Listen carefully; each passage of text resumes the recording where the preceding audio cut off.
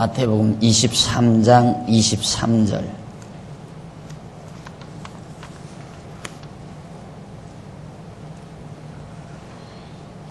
화 있을진저 외식하는 서기관들과 바리새인들이여, 너희가 박하와 회향과 근처에 11조를 들이되 율법의 더 중한 바 의와 인과 신은 버렸도다. 그러나 이것도 행하고 저것도 버리지 말아야 할지니라. 마태복음 23장 23절 한 절 말씀입니다. 오늘 지난번 약속드린 대로 11조란 무엇인가, 11조에 대한 구체적인 내용을 우리가 총정리를 해보려고 그렇게 생각을 합니다. 사실 우리 신약교회에 있어서 이 11조에 대한 논란은 일찍이 예수님 승천하신 이후 초대교회 당시 그때로부터 계속 이어져 왔던 그런 문제 중에 하나입니다. 그러니까 상당히 뿌리 깊은 문제죠. 교회 초기부터 있었던 문제니까. 그리고 지금까지 이에 대한 논란은 교회 안에서 여전히 멈추지 않고 계속되고 있는 실정입니다. 이런 문제에 대해서 우리가 그냥 묵과할 수는 없잖아요. 그냥 묵인하고 넘어갈 수는 없단 말입니다. 구체적으로 우리의 생각을 정리해야 되고 또 우리들의 자세도 확립해야 되기 때문에 정확한 성경적 근거와 이론에 의해서 도대체 11조란 무엇인가에 대한 확실한 증거 또 결론을 도출해내야 한다 하는 것이 바로 이 대목의 중요한 목적입니다. 이 강의의 목적. 이렇게 2000년 가까운 세월을 두고 이 문제가 논란의 대상이 되는 것은 당연한 거죠. 논란은 해야 한다, 하지 말아야 한다는 논란이죠.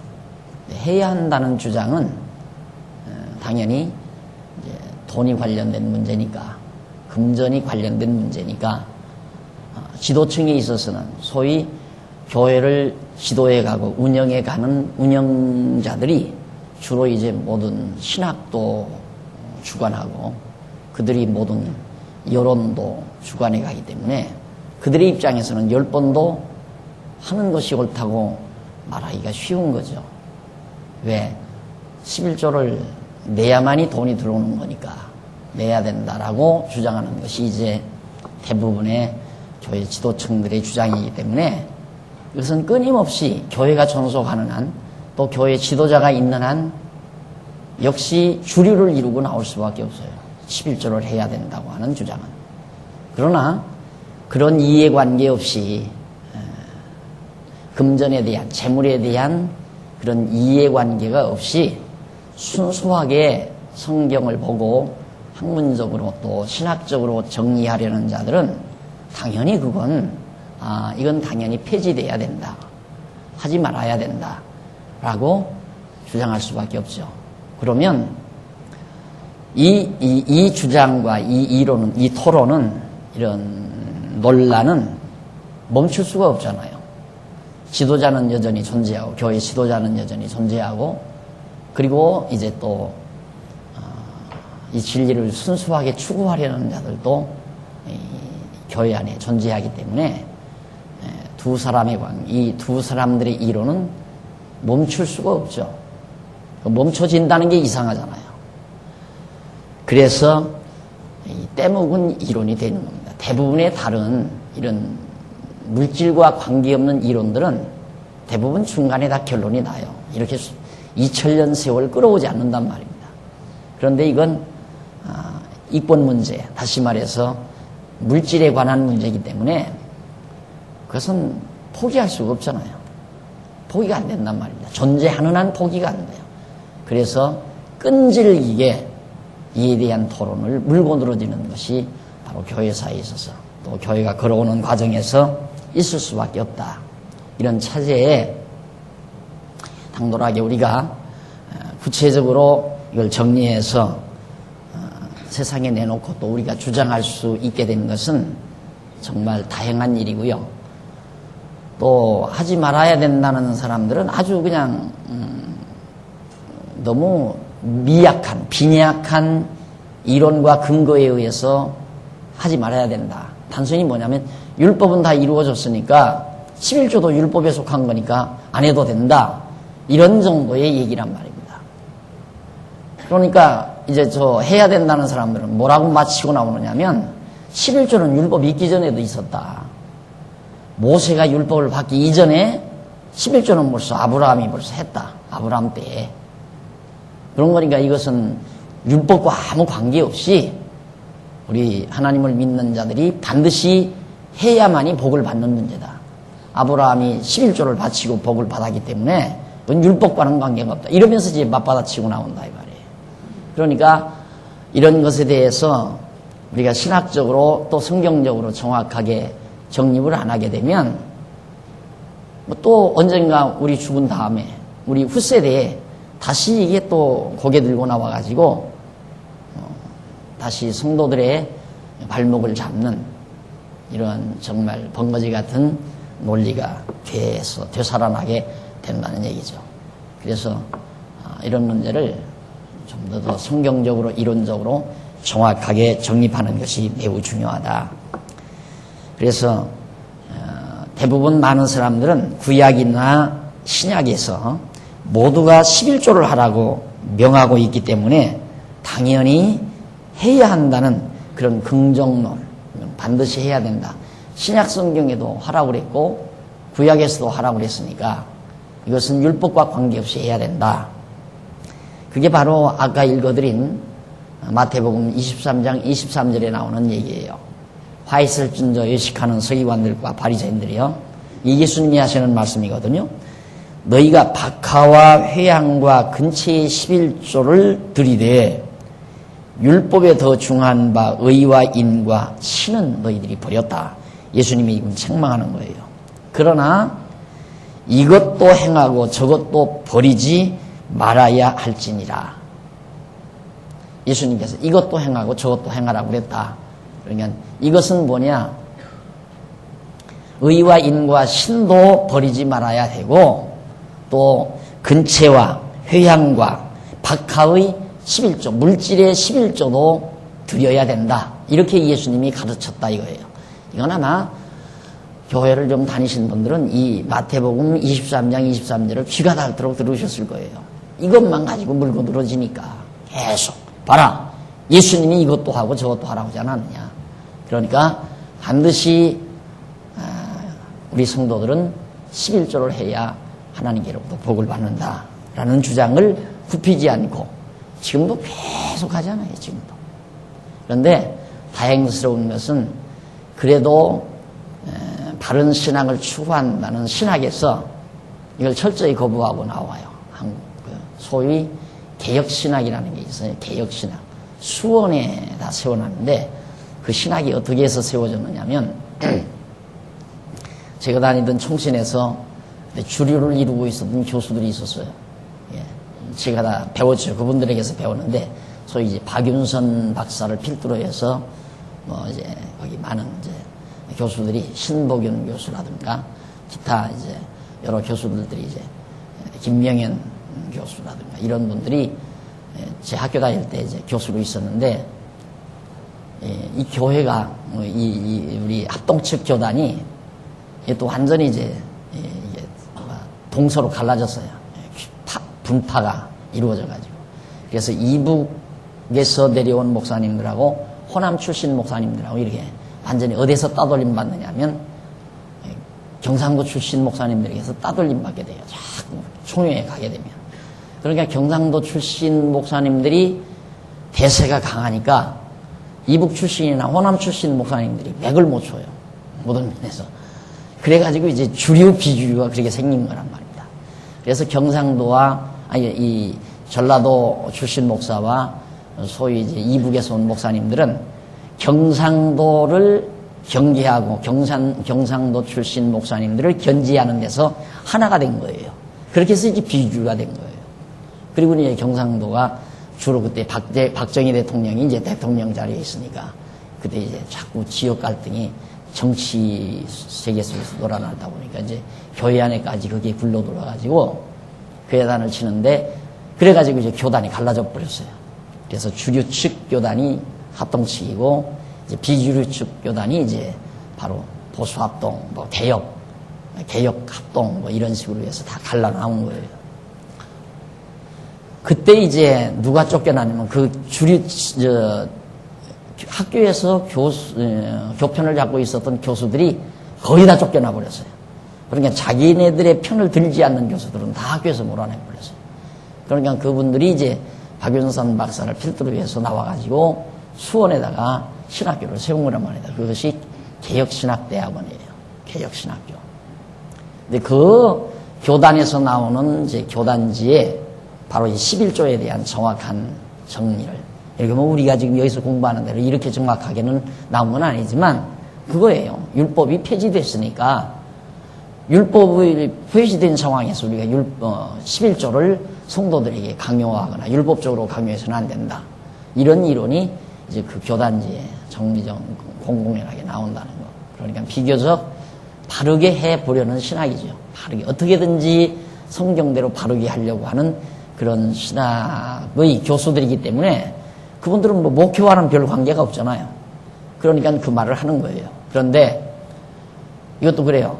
학교 교수의 힘과 실제 교회에서 목회하는 목사님들의 힘의 비중이, 교수의 힘이 비중이 강하면 바른 말을 할 수 있어요, 교수가. 그런데 목회자들의 목사님들의 비중이 강하면 교수도 바른 말을 못한단 말입니다. 그러니까 우리 교회 지난 대치동에 있을 때 소위 서모 교수라고 화난에서 막 교회신학 박사학위 받아가지고 왔다 해서 우리가 초대에다가 한번 세미나 한번 했을 때 있었잖아요. 오순절 신학에 대한 비판에 대해서 한번 우리가 했었던 데 있는데 그분도 초기에 와서는 아주 바른 말을 했어요.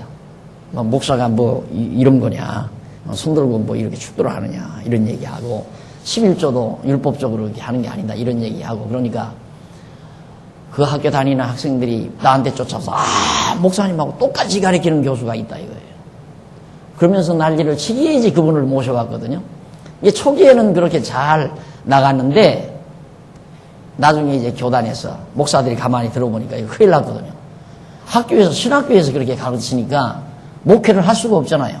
목사가 다 거짓말하는 것이 되지니까. 불러들인 거예요. 그 교수 불러들여서 너 죽고 싶어? 그러니까 다 그 신학교 이사를 누가 하고 있느냐면 목사님들이 다 하고 있는데 이사위에서 잘라버리면 교수 공부가 다 필요 없단 말입니다. 그러면 한평생 그분이 이제 서울대 나와가지고 미국에 가서 신학하고 화란에 가서 박사학위 받아가지고 왔으니까 나이가 40, 50이 다 돼가지고 들어왔단 말입니다. 한평생 학문만을 위해서 살다가 이제 들어와가지고 강단에 서서 교수하면서 밥 좀 먹을만 하니까 죽게 되잖아요. 그러니까 입이 혓바닥이 돌아가기 시작해요. 혓바닥 안 돌아가면 죽으니까, 밥 못 먹으니까. 그래가지고 그분이 바로 써낸 것이 율법에 대한, 율법과 복음이라는 책을 바로 써내더라고요. 율법과 복음이라는 책을 써내요. 근데 거기에 바로 꼬부라붙이는 결론을 맺고 있어요. 그러나 우리가 그리스도를 믿는 자들은 율법을 지켜야 된다. 이러면서 이제 이걸 살짝 꼬부라붙여놨더라고요. 결국에는 뭐 쫓겨나가가지고 다시 뭐 사당동 신화에 가서 그냥 밥 얻어먹고 사는 거예요. 완전히. 그러니까 뭔가 바르게 학자라는 게 굶어도 그냥 학문을 한다는 게, 진리를 추구하는 사람은 밥 생각하면 안 되잖아요. 밥 먹으면 바른 말하고 밥 못 먹으면 바른 말 못한다면 그건 진리 추구자가 아니죠. 이게 돈과 관계없이, 밥 먹는 것과 관계없이 사실을 사실대로 말해주는 학자의 양심이 살아있어야 이게 뭔가 바르게 되지는데 그게 안 된다 이 말이에요. 떼죽인데 뭐 11조 해야 된다는 목사들은 떼죽으로 나오고, 아니다라고 말하는 학자, 고독한 학자가 말하는 거, 그걸 어떻게 당해냅니까? 안 되죠. 그러니까 우리가 가끔 지목을 당하는 이유도 지금도 총에서 야, 그 한중학교에 이상하단 말이야. 이상하다. 자꾸 이상하다고 그러는데요. 우리 교회가 이상하다고. 이상한 게 여러 가지가 있어요. 어떻게 조용한데 그렇게 모든 일이 잘 되느냐. 그 교회는 모든 일이 참 잘 되더라. 노예도 총회 안에서 그렇게 멋있게 되지는 노예가 없다 이거예요. 그럼 뭐 총무도 인정하고 편집국장도 인정하는 거니까 그분들이 자꾸 얘기하는 가봐라. 그 강남 노예 한번 가봐라. 얼마나 멋있게 하나. 노예는 그렇게 해야 한다. 근데 모든 일을 잘 되는데 뭐 이상하다는 얘기가 자꾸 나오고 뭐 율법 뭐 폐지했다느니 뭐 했다느니 참 이상하다 좀 이상하다. 이래가지고 자꾸만 색안경을 끼고 보려는 이유도 거기에 있는 겁니다. 그러니까 여러분들이 이런 공부를 그냥 관심 없이 하시지 말고 정확하게 교재까지 다 했잖아요. 교재까지 써드린 거니까 차근차근 보면서 정확하게 한 번만 정리해버리면 여러분들이 교재 보고는 누구한테 설명할 수 있잖아요. 자식들에게도 설명해 줄 수 있잖아요. 친구들에게도 꼬박꼬박 설명해 줄 수 있잖아요. 그렇게 해서 어떻게든지 이런 올바른 진리가 가리워지지 않고 덮어지지 않고 만천하에 공개돼서 발목 잡힌 억울하게 발목 잡혀 고통당하는 성도들이 참 진리 안에서 자유함을 얻고 평안함을 얻는 아름다운 역사가 이루어지기를 바라는 것이 우리의 소원 아닙니까? 우리 교회의 존재 의미고요. 그런 의미에서 뜻을 관심을 가지고 공부를 해야 될 줄 압니다. 그래서 그렇게 실제 이해관계가 있는 목회자들은 죽어도 해야 된다. 11조는 해야 된다라고 주장하는 그런 긍정론파들과 11조가 교회 발전에 크게 공헌해 왔다는 사실, 그걸 들어서 바로 실이론까지. 야, 그 11조 내가지고 교회가 이렇게 부흥하지 않았느냐. 좋은 건물도 짓고, 시설도 확장되고, 교회가 이렇게 부흥 발전했다. 11조를 내기 때문에. 그러니까 해야 된다. 그것이 진리든 진리가 아니든 관계없다. 11조에 하니까 교회가 잘 되는데, 왜 그걸 못하게 하느냐. 그런 실리론을 또 들어서 얘기를 해요. 그런 사람들하고, 그러니까 실리론자들하고, 똑같죠. 그러니까, 뭐 똑같지만, 성경에, 신구약 성경에 다 하라고 했으니까 해야 한다. 성경을 들어서 주장하는 사람하고 실리론자들하고 같이 하자는 데는 똑같이 입이 똑같이 벌어진단 말이에요. 그리고 11조를 해야 복을 받아 잘 먹고 잘 살 수 있다는 미신적인 기복주의까지 동참해서 신앙생활의 혼란을 야기시키고 있는 것이 오늘의 현실입니다. 그러니까 보통 그러잖아요. 우리가 그냥 성경 안 배워도 항상 안 배우고 많은 사람들이 그냥 살아가면서 그냥 종교적인 종교심이 발로가 되면 정성을 들이면 복을 받는다. 정성을 들이면 소원 성취한다. 이걸 누가 가르치지 않아도 자연스럽게 다 그게 사람들의 생각 속에 다 밑바닥에 깔려 있어요. 생각 바탕 속에. 그러니까 정성 들인다는 게 뭡니까? 내가 한 달 동안 열심히 벌어서 정성껏 11조를 잘 그렇게 챙겨가지고 신에게 갖다 드리면 신은 그 정성을 보고 복을 준다. 그게 미신적 무속신앙이거든요. 그러니까 무속신앙자들, 실리론자들, 소위 성경적이라고 주장하는 그런 주장자들, 목회자들, 이권관계가 있는 목회자들. 이 세 사람들이 다 주장하는 거예요. 다 심전을 해야 된다. 그리고는 이제 해서는 안 된다고 하는 것은 고도한 학자들이. 근데 학자들이 그 말을 못해요. 하면 죽으니까. 그래가지고 나가가지고 따로 해가지고 주장하는 거예요. 나가가지고 따로 해서.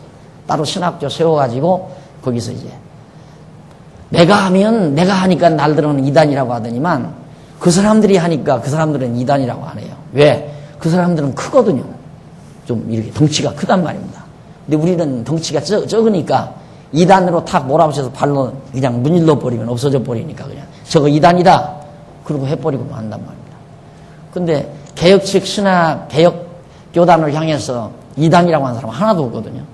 그렇게 신문에 공개적으로 내서 11조는 성경적인 것이 아니다. 뭐 이러고 나와도 이단이라고 안 한단 말이에요.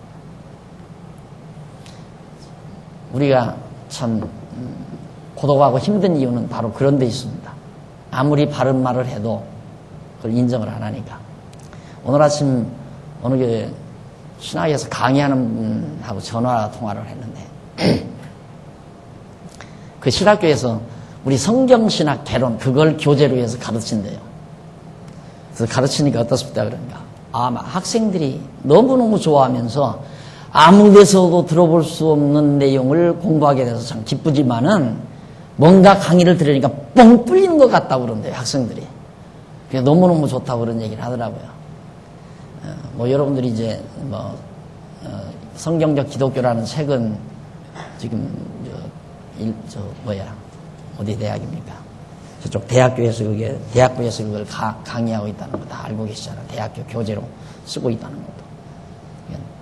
전에 비하면 상상도 못하는 일이지만은 점점 이렇게 이제는 하나하나 번져가고 또 옳게 해보려는 사람들에게 상당히 고무적으로 인정이 되고 그렇게 해서 이제는 우리들의 외로움도 인간적인 외로움도 많이 가셔지기는 했지만 아직도 우리를 향한 도전은 그렇게 만만치 않다는 사실을 여러분들이 기억을 하시면서 열심으로 좀 정리를 해 주셨으면 대단히 감사하겠습니다. 그래서 이 같은 논란은 오랫동안 멈추지 않고 계속되는 원인이 있어요. 11조에 관한 성경 내용의 추석상의 견해, 성경 내용을 어떻게 추석하느냐에 달려있고 그렇다면 과연 성경이 말하는 11조에 대한 역사, 용도, 목적 그리고 의미와 신학을 우리가 차례로 하나하나 살펴보기로 하겠습니다. 문제는 이걸 딱 자르지 못하는 이유는 11조에 대한 간단히 말하면 23장 23절 마태복음 23장 23절에 대한 주해예요. 그걸 어떻게 해석하는가 그걸 근거로 해서 들고 나오니까 하라는 사람들이 성경적으로 하라는 사람이 마태복음 23장 23절을 들고 나오니까 매우 중요한 거다. 그럼 우선 역사 11조의 역사부터 우리 한번 살펴보십시다. 역사 과정에서 우선 11조가 어떻게 기원을 했나 11조가 시작된 것 소득 중의 일부를 징수하는 일은 일반 종교나 문화에서도 고대 관습으로 행해졌다는 사실이 전해지고 있습니다. 옛날부터 이제 인간들이 살아오면서 예를 들면 이제 어느 마을에 이렇게 살다가 이쪽 A씨 마을에서 B씨 마을을 정복해가지고 소위 이제 김씨 마을에서 E씨 마을을 정복해서 이제 그 E씨 마을로부터 조공을 받을 거 아니겠어요? 그럴 때 너희들 거기 농사 짓고 열에 하나를 가져와라. 너희들 농사에서 먹고 또 뿐만 아니라 가진 자가 지주들 우리나라만 해도 뭐 몇십 년 전만 해도 지주들이 있었잖아요. 많은 땅을 자기 혼자 한 고을 골짜기를 다 점령하고 앉아 살면서 그 주변에 이제 다 정말 어려운 백성들 어려운 농민들 살아가는 사람들에게 논을 뭐 한 몇백 평씩 이렇게 떼주고 농사에서 얼마씩 가져와라. 그런 과정에서 이제 11조를 더러더러 열의 하나를 받아들인 그런 일반 문화의 흔적들이 있어요. 일반 문화 과정에서. 그래서 어떤 사람들은 이제 그런 얘기를 해요. 이 성경이 그걸 근거로 해서 그렇게 됐다. 그게 이제 자꾸만 그 성경을 부정하려고 하는 자유주의 신학자들이 그걸 자꾸 물고 노지르는 경우도 없지 않아 많이 있습니다. 그러나 11조에 대한 성경에서의 최초 기록은 창세기 14장 17절 이하에서 나타나죠. 그때가 아브라함 때입니다. 그럼 지금으로부터 한 4,000년 전이거든요. 4,000년 전에 아브라함이 이제 하나님 앞에 이제 아브라함이 이제 11조를 드리는 때가 있었는데 그게 누구냐면 아브라함의 조카 롯이 메소포타미아 왕들의 연합군에게 포로가 됐어요. 메소포타미아 지역은 지금의 이라크, 이란 지역입니다. 이게 메소포타미아 지역이거든요. 이게 메소포타미아 유역 아닙니까? 우리 인류 문화 발상지 가운데 최초의 발상지가 메소포타미아 유역. 거기가 이제 최초 발상지인데 그 메소포타미아 지역의 왕들의 연합이 누구를 잡아갔느냐면 아브라함 조카 롯을 잡아갔어요. 그때 이제 아브라함이 집에서 길리고 연습한 자 318명을 데리고 가서 그 연합군들을 물리친 거예요. 대단한 거죠. 318명이 가서 그걸 물리치고 조카 롯을 구해가지고 오는 거예요. 그래서 연합군을 쳐서 멸하고는 아브라함이 빼앗긴 모든 재물, 물건입니다. 그리고 조카 롯과 부녀와 인민을 다 이제 반환받아가지고 찾아가지고 돌아오는 도중에 살렘 왕이라면 이제 평강의 왕이라는 뜻이거든요. 살렘 왕이 있었는데 그게 멜기세덱이라는 사람이었어요. 살렘 왕 멜기세덱을 만나서 축복을 받아요. 아브라함이 이제 그 왕에게 축복을 받고 전쟁에서 얻은 것 중에서 10분의 1을 바로 그 왕에게 드리게 됩니다. 그러니까 전쟁에서 이렇게 돌아오는데 멜기세덱이 마중 나와서 그만 아브라함에게 복을 내려줘요. 축복을 해요. 그러니까 아브라함이 고마워서 그 전쟁에서 빼앗아온 물건 중에 열의 하나를 그 멜기세덱이 준 거예요. 그러니까 당연히 아브라함은 그 당시에 이제 그런 하나의 통례, 어떤 이제 이렇게 상납을 할 때 열의 하나를 주는 그런 하나의 그 문화적 풍습에 의해서 아브라함도 전쟁에서 빼앗아온 물건 중에 열의 하나를 갖다가 준 거예요. 축복을 받고. 그런데 이것을 일반 목회자들이 뭐라고 얘기하냐면 아브라함이 멜기세덱에게 11조를 드렸기 때문에 복을 받았다 이거예요.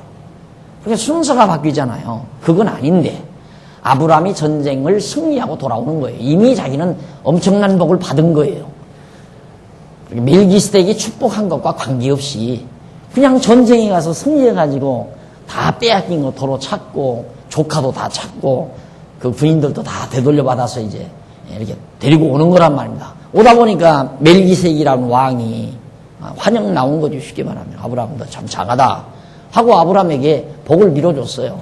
쉽게 말하면 복을 밀어주니까 아브라함이 고마워서 그래서 열의 하나를 준 거라 이 말이에요. 그러니까 아브라함이 열의 하나를 멜기세덱이 준 것과 아브라함이 복을 받은 것과는 아무 관계가 없는 거예요. 이미 복을 받은 거 아니에요. 전쟁에서 승리하고 이미 돌아오는 일이란 말입니다. 그런데 그걸 꼭 이렇게 뒤집어가지고 그걸 바꿔놓아가지고 아브라함이 멜기세덱에게 11조를 드렸기 때문에 아브라함이 복을 받았다. 멜기세덱이 축복을 해서 그러니까 11조를 내야 복을 받는다. 말도 안 되는 얘기죠. 거기서부터 말이 안 되는 얘기 아니에요. 전혀.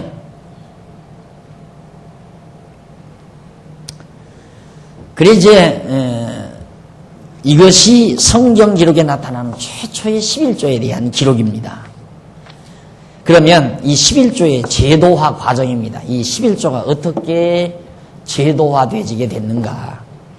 제도화 과정, 역사 과정에서 넘어가서 118페이지 보면은 야곱의 형인 에서를 피하여 하란으로 가다가 야곱이 이제 그 형을 속였잖아요. 아브라함의 아들, 이삭의 아들 야곱과 에서가 이제 살았는데 이삭이 다 늙어서 에서에게 복을 빌려고 하니까 야곱의 어머니가 야곱을 사랑해서 이제 몰래 야곱을 변장을 시켜가지고 아버지가 눈이 어두우니까 이삭이 눈이 어두우니까 변장시켜서 이제 아버지 앞에 들여보내가지고 축복을 받았단 말입니다. 복을. 그러니까 형인 에서가 화가 났잖아요. 화가 나가지고 저 야곱 죽여버려야 되겠다 하고 그러는 차에 야곱이 이제 에서를 피해서 하란으로 유삼촌 집으로 도망을 가죠. 그래서 그 루스라는 데서 하나님의 약속을 받고 약속이 이루어지는 그때 10분의 1을 하나님께 드리겠다는 서원을 야곱이 하게 돼요. 이것이 이제 제도화되지는 한 중요한 출발점입니다. 그러니까 아브라함은 그 시대의 상황에서 그냥 열의 하나를 드린 거고 야곱은 베델에서 이제 하룻밤을 도망치다가 이제 길 도중에 베델이라는 곳에서 잠을 자게 되는데 그때 이제 꿈에 사다리가 내려와가지고 하나님께서 너 이제 가라. 두려워하지 말고 가라. 이제 내가 큰 거부가 돼서 다시 고향으로 돌아갈 것이다. 내가 너와 큰 민족을 이루게 하겠다 하고 하나님께서 야곱에게 복을 주었어요. 복을 그렇게 약속을 하니까 야곱이 하는 말이 뭐라고 하냐면, 하나님 틀림없이 약속하신 대로, 그래서 그 약속을 하나님께서 받고 약속이 이루어지는 그때, 그런 약속이 이루어지게 되면, 그때가 약속이 이루어질 때가 언제예요? 야곱이 이제 자손 낳고 본창에서 애굽에 가서 종살이 한 다음에 돌아와가지고 가나안 땅 들어가서 그게 나라를 이루고 살게 될 때, 그러니까 몇백 년 후가 되는 거죠. 몇백 년 후에 그런 하나님께서 약속한 대로 그렇게 이루어지면 내가 11조를 드리겠습니다 하고 서원을 한 거예요. 그냥 하나님이 하라는 것도 아니고 서원을 한 거라 이 말입니다. 그럼 거기도 그러잖아요. 11조를 내기 때문에 하나님께서 복을 빌어준 게 아니라 11조와 전혀 무관하게 하나님이 언약을 한 거예요. 복 주기로. 그러니까 야곱이 서원 안 했으면 아무 관계 없는 거예요. 야곱이 내가 11조를 드리겠습니다 그 말 안 했어도 하나님의 언약은 이루어지게 돼 있는 거란 말입니다. 그런데 그것도 거꾸로 뒤집어 놓는 거예요. 11조 내야 복 받는다 이 말. 야곱부터 봐라, 하나님께 11조 한다고 그러지 않았냐. 그래서 야곱이 복 받은 것이다. 지금 야곱이 하는 말은 그게 아니거든요. 하나님께서 나에게 복을 약속을 했는데, 언약을 하셨는데, 그 언약이 다 이루어지면 내가 11조를 드리겠습니다 그 말이에요. 거꾸로예요, 거꾸로. 그런데 그것도 완전히 뒤집어서 성도들에게 완전히 그러니까 무식하다고 깔보는 거죠. 성경에 대해서 무식하니까 지도자들이 깔보는 거예요. 또 깔보는 경우도 있지만은 그냥 그런 시각으로 11조해야 복 받는다 하고 그냥 읽으면 이게 언약이 먼저인지 11조를 하겠다는 것이 먼저인지 전후가 다 분별이 안 되는 거예요. 우리나라 사람들처럼 책 안 읽고 사는 사람이 얼마나 많습니까? 책 안 읽잖아요. 우리가 책을 잘 안 읽으니까 책의 내용의 순서도 제대로 파악을 못 하는 거예요. 지도한다는 사람들이. 그러니까 성경에 11조만 나오면 무조건 봐라. 야곱이 11조에서 복 받았다. 이렇게 나오는 거예요. 11조에서 복 받은 게 아니라 복을 준다는 약속대로 복을 다 나에게 주시면 그 다음 주신 복 중에서 11조를 드리겠습니다 그 말이에요. 그 하나님께서 야곱에게 약속하신 대로 자손을 애굽에서 번장시키시고 약속의 땅으로 이제 주시려고 모세를 통하여 애굽에서 해방시키죠. 그리고 홍해를 건너서 광야 시내산에 머무르게 했고, 그곳에서 그 바로 시내산에서, 자 그러면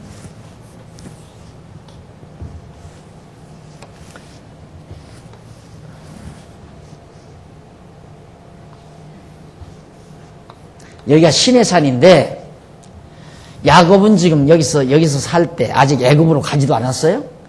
여기서 살 때 이제 도망갔단 말이죠. 저 하란으로 이렇게 도망가다가 이 하란 도망가는 도중에 이제 이렇게 해서 도망가는 도중에 베델이라는 곳에서 하나님을 만나요. 거기서 만나가지고 거기서 그 약속을 받아요. 그 약속은 뭐냐면 이제 이 땅에서 들어와서 큰 민족이 이루는 약속이죠. 그러면 갔다가 다시 돌아와서 여기서 70여 명 나와가지고 요셉이 팔려간 다음에 일로로 가잖아요. 가서 여기서 400년 살고 광야에서 40년 지나 돌아서 이렇게 들어갔단 말입니다. 들어가는 과정이 시내산에 머물렀을 때였어요. 시내산에서. 거기서 어떤 일이 일어나느냐면 그곳에서 하나님께서는 모세를 통해 가나안 땅에 들어가서 하나님을 섬기는 계명을 가르치실 때에 땅의 소산이나 가축의 10분의 1은 여호와의 거룩한 성물이라고 그렇게 명을 합니다. 여기서 이제 이 10분의 1이 하나님의 거룩한 성물이다. 왜? 이유는 야곱이 여기서 베델에서 서원을 했어요. 서원. 이 땅 여기 들어가면 이 땅 하나님께서 약속드리고 다 주면 10분의 1을 하나님께 드리겠습니다. 서원했잖아요. 그러니까 하나님께서는 여기서 계명 주면서 나한테 섬길 때 너희들이 서원한 대로 10분의 1 그건 내 거다. 나한테 갖고 와라 이 말이에요.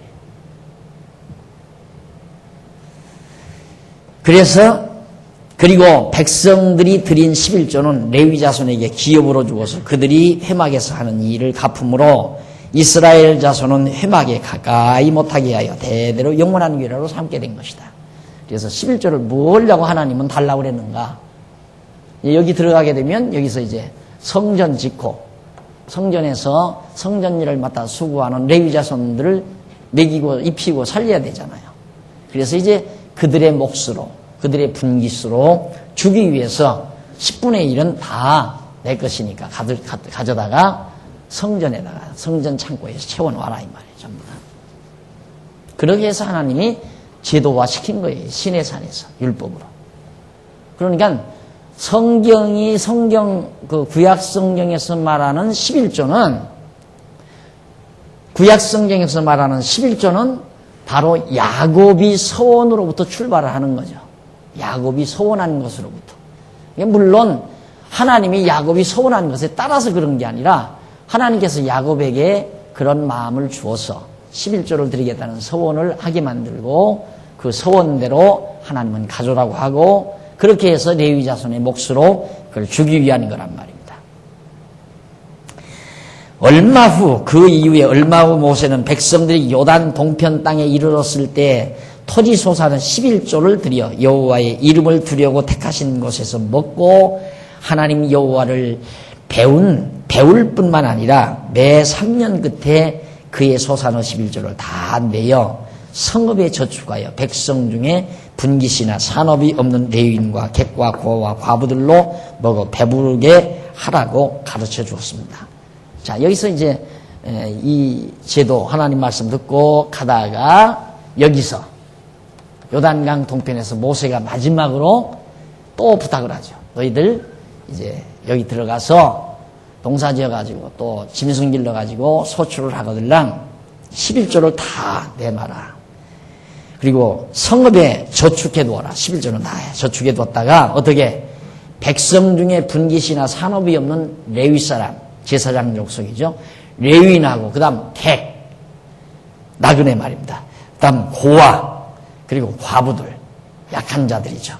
그들로 먹어서 배부르게 해야 된다. 이 말이에요. 그러니까 엄밀히, 만약에 지금, 그러니까 이걸 이제 11조는 누가 먹어요? 레위 사람이 먹어야 돼요. 레위 사람. 그 다음 고아, 객, 과부. 이 사람 몫이에요. 이 11조가. 이 사람들은 아주 나약한, 가난한 사람들이고. 이 사람은 분깃이 없는 사람들이고. 분깃이 없단 말입니다.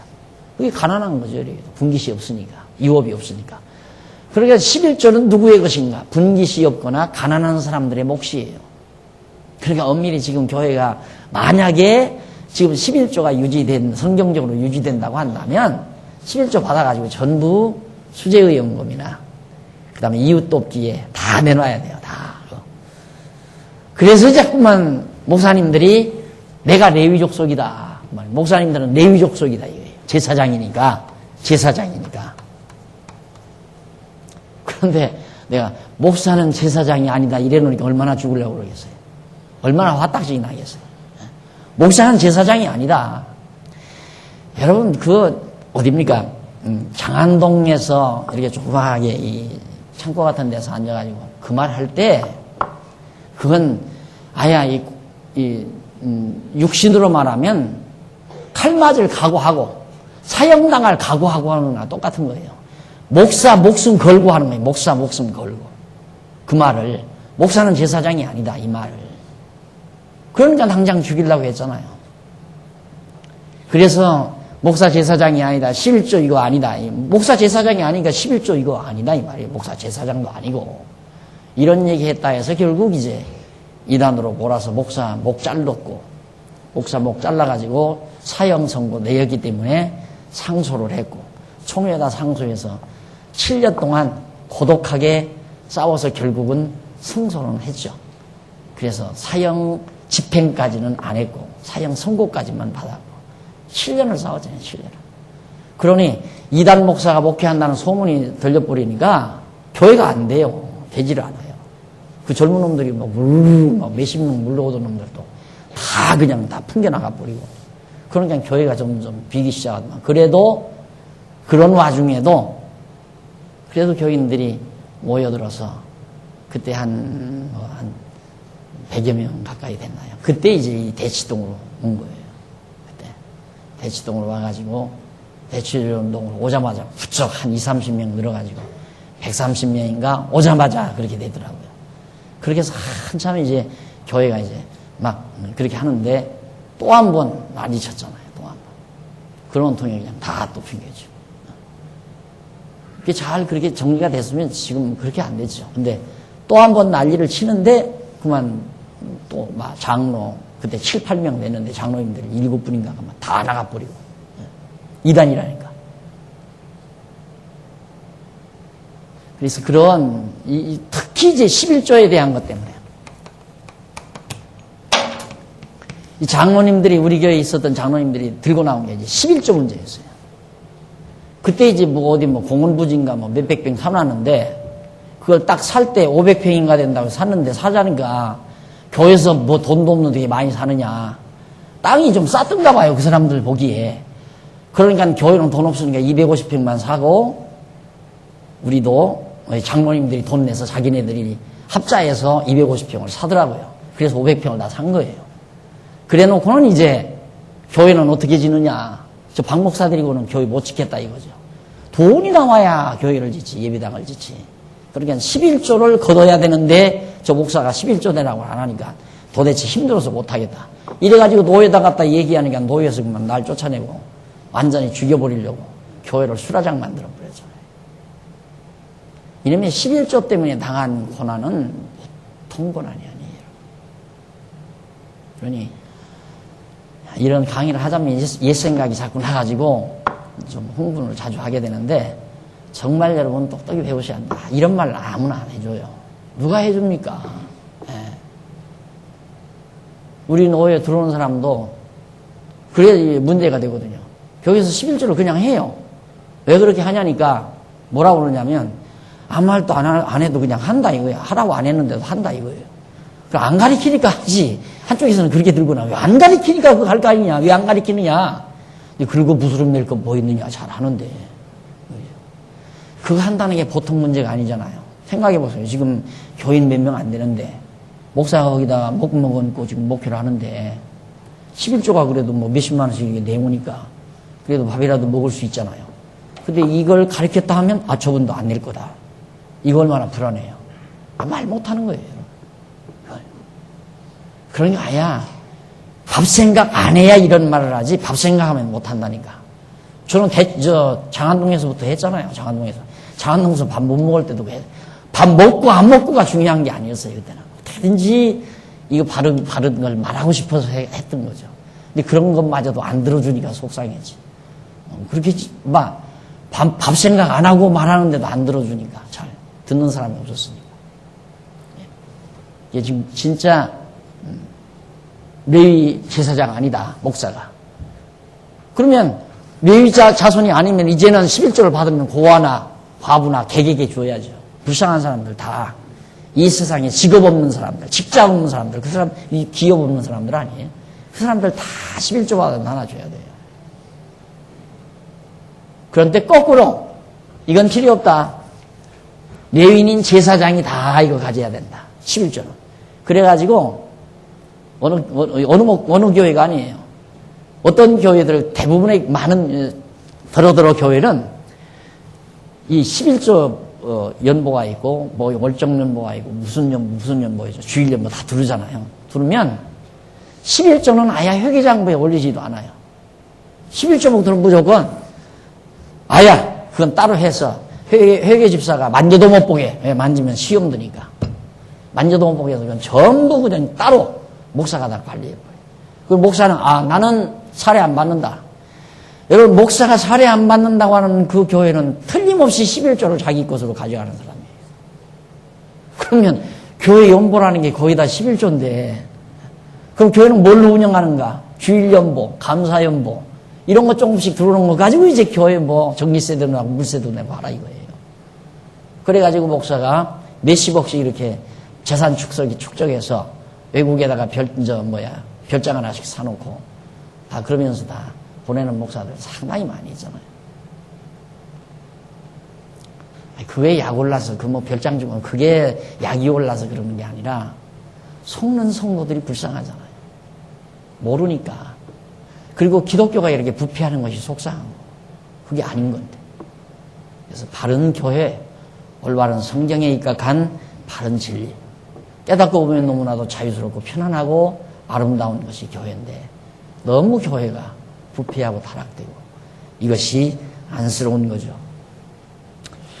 그래서 이제 그 11조의 실현 신뢰들, 그러면 그렇게 제도화된 이런 과정을 통해서 제도화된 11조가 어떻게 실제로 실현이 됐나, 그 이후에 구약시대에 하나님께서 이제 여기에서도 하나님께서 백성들에게 제도화해서 명령을 했고, 여기 들어가면 11조 내라, 또 모세도 여기 들어가서 하면 11조 내서 이렇게 레위 자손과 고아와 객과 과부들에게 다 나눠줘서 여기서 배웠던 것을 모세가 여기서 다시 한번 상기시킨 거예요. 꼭 그래라.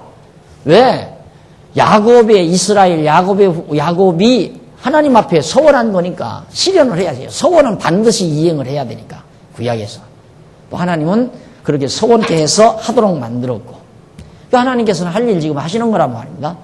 가나안 땅 데려다 주면 될 거 아니에요. 그리고 농사 잘 되고 양들, 짐승들 새끼 잘 낳고 번창하면 되는 거란 말입니다. 그러면 거기서 11조 내놔라, 이 말이에요.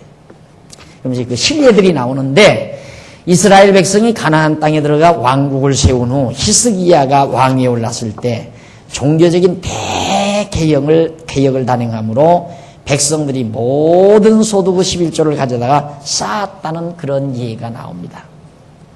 구체적으로 나온 건 한참 왕정시대가 이제 다윗이 왕이 되고 여기 들어가서 살면서도 처음부터 그런 게 아니라 그 히스기야가 대개혁 단행을 했어요. 왜 그랬느냐면 백성들이 11조를 안 내는 거예요. 이스라엘 백성들이 11조를 안 내니까 성전의 창고가 다 빌 거 아니에요. 그러니까 레위 자손들이 배가 고프잖아요. 먹을 게 없잖아요. 그러니까 성전 일을 안 하죠. 성전에서 제사 드리거나 하나님을 경외하는 일을 안 하니까 백성들은 다 우상 다 섬기고 이방신 섬기고 그 난리라 이 말이에요. 그러니까 히스기야가 대개혁을 단행을 해요. 단행을 해서 다 11조 가져와라. 그래가지고 11조 갖다 쌓아놓고 그 다음 레위 자손들 다 생활하도록 만들고 과부와 나그네들을 다 거두를 잡고 그렇게 해서 이제 레위 자손들로 하여금 성전 제사를 드리게 하므로 그때 이제 나라가 크게 번창을 하죠. 번영을 하고. 그런 예가 바로 히스기야 왕 때에 있게 됐습니다. 그리고 포로 시대인 파사 왕 아닥사스다 왕 때에 느헤미야가 유다 백성들과 함께 예루살렘을 재건하고 하나님의 전에 레위인들을 세웠을 때에 백성들이 곡식과 포도주와 기름의 11조를 가져다가 드리기로 했던 그런 장면이 바로 느헤미야에 소개돼요. 그러나 그 말라기 선지자가 이제 이스라엘 역사 과정에서 여기에서 이제 살면서 역사 과정에서 한참 부패할 당시 한번 11조를 내게 해서 그렇게 했을 때가 있고 그 다음에 바벨론에 포로로 잡혀갔다가 돌아와서 성전 다시 짓고 레위 사람들 하나님 경외하며 섬기게 하려고 11조 다시 가져다가 했을 때 그게 이제 성경에 나타나는 실제 예들이에요. 그런데 역사가 또 계속해서 이렇게 흘러가잖아요. 우리 여러분들도 배우다시피 이렇게 배우다시피 이 포로 시대 지나고 이제 회복해서 이때 한번 했고 히스기야 때 한번 했고 히스기야 때 신뢰가 한번 있었고 이때 신뢰가 한번 있었어요. 예수님이 때 오시는데. 그런데 점점 또 가면서 또 11조를 안 내는 거예요. 그래가지고 이제 말라기 때가 된 거예요. 말라기 때가. 말라기 선지자. 이걸 왜 알아야 됩니까? 이 역사적인 신뢰들을 알아야 11조에 대한 명확한 정의가 이해가 되니까 그래요. 거기 보면 말라기 선지자가 나타나 과거의 백성들이 11조와 헌물을 드리지 않아서 하나님을 섬겨야 할 제사장들이 임무를 소홀히 하고 규례를 어겼기 때문에 저주를 받아 멸망을 당하게 되었으므로 이제는 온전한 11조를 창고에 들여 하나님의 집에 양식이 있게 하라고 그렇게 가르쳤던 사실이 이 말라기에 나와요. 그러니까 아까도 말씀드린 대로 11조를 안 드리니까 부패해서 히스기야가 11조를 드려야 한 거고 여기도 역시 결국은 타락하니까 바벨론의 포로로 갔다가 돌아와서 성전 다시 짓고 하나님 제대로 경외하려니까 11조를 내라고 한 거고, 내게 한 거고. 세월이 가면서 또 안 드린다 이 말이에요. 막 부패해요. 제사장들은 뭐 하나도 성전 일을 하지 아니하고 백성들은 우상을 섬기고. 그러니까 마지막 말라기 선지자가 나타나서 너희들 왜 그렇게 부패하냐. 성전 창고가 다 비었구나. 이 제사장들이 제사를 안 드려요. 하나님께 제사를 안 드려요. 그 제사를 제사장들이 서로 드리는 경우는 어떻게 드리냐면 백성들이 11조 가져온다고 어떤 걸 가져오면 눈 먼 거, 다리 병신, 병든 짐승 이런 거 가지고 와요. 그러니까 제사장들은 또 할 수 없이 눈 먼 짐승, 양도 병든 거, 비리비리 마른 거 이런 거 잡아서 제사 드리고 성전에다가 떡을 만들어 놓는데 늘 떡을 갖다가 이렇게 차려 놓으려니까 힘들잖아요. 없으니까.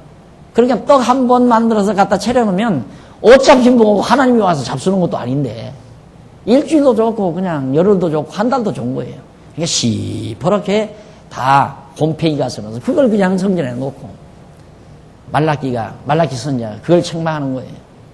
너희들 온전한 11조를 드려라 이 말이에요. 온전한 11조. 그 온전한 11조라는 건 뭐냐면 눈 멀지 않은 거, 다리 병신 아닌 거, 병 안 든 거, 좀 똑똑한 거, 그리고 하나님 앞에 드리는 거, 곰팡이 쓴 거 그런 거 하지 말고 온전하고 깨끗한 것 드리라 이 말이거든. 그런데 그걸 뭐라고 목사님들이 가르칩니까? 온전한 거. 떼먹고 드린다 이거야. 한 달에 100만 원 벌었으면 꼭 10만 원을 내야 하는데 10만 원 안 내고 갯돈 모자란다고 한 7만 원이나 6만 원 갖다 낸다 이거야. 그건 온전한 11조 아니다. 그리고 온전한 11조는 다 내야 한다는 거예요. 뭐든지 조금씩이라도. 어디서 아이들이 소위 이제 용돈을 받았으면 10,000원을 받았으면 그것도 1,000원 떼가지고 해야 한다 이거야. 따로 전부 온전하게. 그게 온전한 11조라고 그러잖아요. 그러니까 여기서 말라기가 말하는 온전한이란 말은 과거에 드린 이것이 온전치 못한 거거든요. 실제로 이제 눈먼 거, 병든 거, 절름발이 이런 것도 온전치 못한 거란 말입니다. 그 온전치 못하니까 온전한 것을 드리라고 했는데 사실은 이 온전한 것은 결국에 와서 하나님 앞에 온전한 제물이 되실 예수 그리스도에 대한 언약이란 말입니다. 언약. 그러니까 너희들이 드린 그 온전치 못한 제물 다시는 안 받겠다. 여기서 이제 사절을 해버려요. 말라기 선지자. 이제는 절대 안 받겠다. 그거. 다시는 안 받겠다. 확인을 해야죠. 안 받겠다는 그 내용을. 참말로 성경에 그랬나 안 그랬나. 한번 확인해 보십시다. 말라기 한번 펴보세요.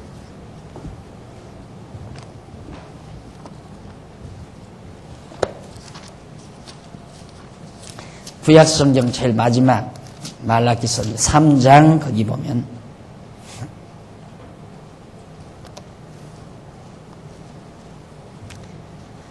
3장 몇 절입니까?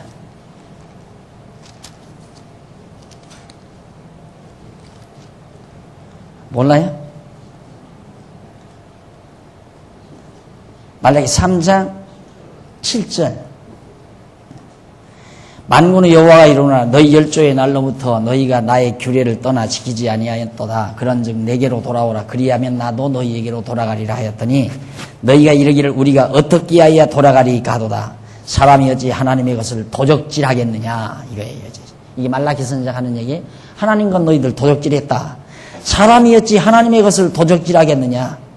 그러나 너희는 나의 것을 도적질하고도 말하기를 우리가 어떻게 주의 것을 도적질하였나이까 하도다. 도적질해놓고도 언제 도적질했습니까? 어떻게 했습니까? 안 했습니다 이 말이죠. 이는 곧 뭐냐? 11조와 헌물이라. 11조와 헌물 안 낸 거에 그게 도적질한 것이다 이제 말라기가 하는 얘기예요.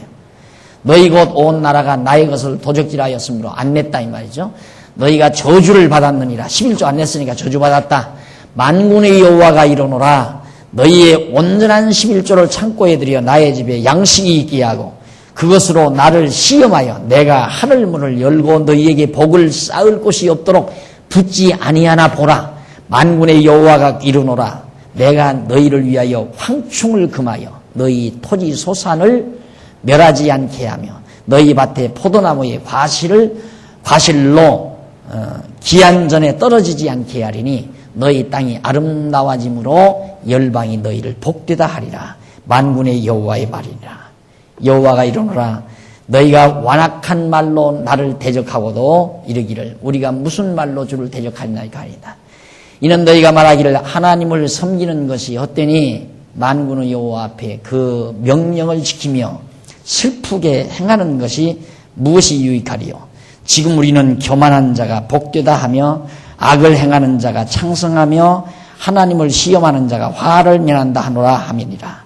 그때 여호와를 경외하는 자들이 피차에 말하며 여호와께서 그것을 분명히 들으시고 여호와를 경외하는 자와 그 이름을 존중히 생각하는 자를 위하여 여호와 앞에 있는 기념책에 기록하셨느니라. 만군의 여호와가 이르노라 내가 나의 정한 날에 그들로 나의 특별한 소유를 삼을 것이요 또 사람이 자기를 섬기는 아들을 아낌같이 내가 그들을 아끼리니 그때에 너희가 돌아와서 의인과 악인이며 하나님을 섬기는 자와 섬기지 아니하는 자를 분별하리라. 그러면서 계속해서 좀 봅니다. 만군의 여호와가 이르노라 보라 극렬한 불무불 같은 날이 이르리니 교만한 자와 악을 행하는 자는 다 초계 같을 것이라. 그 이르는 날이 그들을 살라 그 뿌리와 가지를 남기지 아니할 것이로되 내 이름을 경외하는 너희에게는 의로운 해가 떠올라서 치료하는 광선을 발하리니 너희가 나와서 외양간에서 나의 송아지같이 되리라. 또 너희가 악인을 밟을 것이니 그들이 나의 정한 날에 너희 발바닥 밑에 재와 같으리니 만군의 여호와의 말이니라. 심판을 말하는 거죠. 너희는 내가 호렙산에서 온 이스라엘 위하여 내 종 모세에게 명하던 법 곧 율례와 법도를 기억하라. 보라 여호와의 크고 두려운 날이 이르기 전에 내가 선지 엘리야를 너희에게 보내리니 그가 아비의 마음을 자녀에게로 돌이키게 하고 자녀들의 마음을 그들의 아비에게로 돌이키게 하리라. 돌이키지 아니하면 두렵건대 내가 와서 저주로 그 땅을 칠까 하노라 하는 말씀이 거기 나와요. 그런데 네? 1장? 네, 1장 10절. 1장 10절. 만군의 여호와가 이르노라 너희가 내 단위에 헛되이 불사르지 못하게 하기 위하여 너희 중에 성전 문을 닫을 자가 있으면 좋겠도다. 내가 너희를 기뻐하지 아니하며 너희 손으로 드리는 것을 받지도 아니하리라. 너희 손으로 드리는 거 안 받겠다. 만군의 여호와가 이르노라 해 뜨는 곳에서부터 해 지는 곳까지 이방 민족 중에서 내 이름을 크게 될 것이라. 각처에서 내 이름을 위하여 분향하며 깨끗한 제물을 드리니 이는 내 이름이 이방 민족 중에서 크게 될 것임이라. 이게 이제 이방 교회 시대, 우리 시대를 말하는 거거든요. 그러나 너희는 말하기를 여호와의 상은 더러워졌고 그 위에 있는 실과 곧 식물은 경멸히 여길 것이라 하여 내 이름을 더럽혔도다. 그러니까 전혀 하나님께서 이제는 안 받겠다 너희들 것. 너희들의 그 재물은 이제 안 받겠다. 그리고 이방 민족에게서 이제 온전한 재물을 받겠다. 이제 이 얘기거든요. 그러니까 말라기 선지자가 여기에서 이제 온전한 11조를 너희들이 안 냈다. 지금까지 잘못된 거 다 더럽고 부패한 것들을 갖다 내기 때문에 이제는 너희들로부터는 이제는 안 받겠다 이 말이에요. 그러니까 구약의 11조와 같은 것은 이제 하나님께서 안 받겠다. 그 온전한 11조를 받겠다. 바로 이것이 예수 그리스도를 통해서 영원한 제물로 드려지실 그걸 이제 내다보면서 마지막 말라기 3장 마지막 부분에서 이제 엘리야 얘기를 하죠. 엘리야 얘기를 하는데 엘리야가 바로 이제 예수 그리스도 이 예수에 대한 표현이란 말입니다. 엘리야 장차 엘리야를 보내겠다. 마지막 말라기 마지막 장 보십시다. 다시 한번. 보라 5절 4장 5절에 보면 보라 여호와 크고 두려운 날이 이르기 전에 내가 선지자 엘리야를 너희에게 보내리니 해요. 그 선지자 엘리야가 바로 예수 그리스도에 대한 하나의 표현이란 말입니다. 그러니까 오리라 한 엘리야가 당신이니까 하고 제자들이 묻잖아요. 오리라 한 엘리야가 당신이니까. 또 요한의 제자들은 말하기를 오리라 한 그이가 당신이니까 하고 묻기도 하고. 그이가 누구냐면 엘리야란 말이에요. 그러니까 예수님이 그 말을 받고 하는 말이 너희는 가서 본 그대로 말을 해라. 가난한 자의 복음이 증거되고 또 소경이 눈을 뜨고 안전마이가 걸으며 이런 말을 너희 스승에게 가서 얘기하면 오리라 한 엘리야 그가 바로 난 줄 알 것이다. 예수님이 그렇게 답변하잖아요. 그러니까 엘리야가 예수를 말하는 거예요. 그러니까 예수님이 오셔서 온전한 것으로 하나님 앞에 드리시기 때문에 이제는 너희들이 지금까지 이렇게 엉터리로 들여왔던 건 다 필요 없다 이 말이에요. 이게 이제 말라기서에서 말하고 있는 내용인데 도리어 이 말라기를 통해서 내라고 강조하고 있잖아요. 그러니까 성경 해석을 잘못하고 있다는 얘기예요.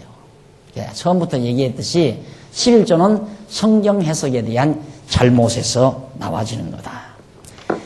그래서 이제 다음 시간에는 11조 용도와 목적에 대해서 말씀을 드리기로 약속을 하고 도대체 이 11조는 어디에다가 어떻게 써야 되는가 무슨 목적으로 써야 하는가에 대해서 살펴보도록 하고 오늘 강의 여기서 마치도록 합니다. 자비하신 아버지 하나님 오늘 우리에게 진리를 보는 눈을 허락해 주시고 진리를 사모하는 마음도 주신 하나님의 사랑을 감사합니다. 어둠 속에서 살아가는 많은 영혼들이 얼마나 부자유함 속에서 고통을 당하고 있는지 모릅니다. 우리에게 깨닫게 하시고 보게 하소서오니 입 다물지 말게 하시고 또 그대로 덮어놓지 말게 하시고 때를 얻든지 못 얻든지 전하고 가르칠 수 있도록 주께서 역사해 주시옵소서. 그리고 이 진리를 듣는 모든 영혼들에게 평안을 더하시고 반드시 진리가 승리한다는 이 분명한 보장을 저희들은 확신하고 믿고 역시 어떤 어려움도 개의치 말고 승리를 향해서 질주하는 믿음과 담대함도 허락해 주시옵시기를 간절히 소원합니다. 오늘 이 밤도 사랑하는 종들 돌아가는 발길 지켜주시고 주 안에서 다시 만날 때까지 평강을 더하시옵소서. 예수님의 이름으로 기도드립니다. 아멘. 하늘에 계신 우리 아버지 이름이 거룩히 여김을 받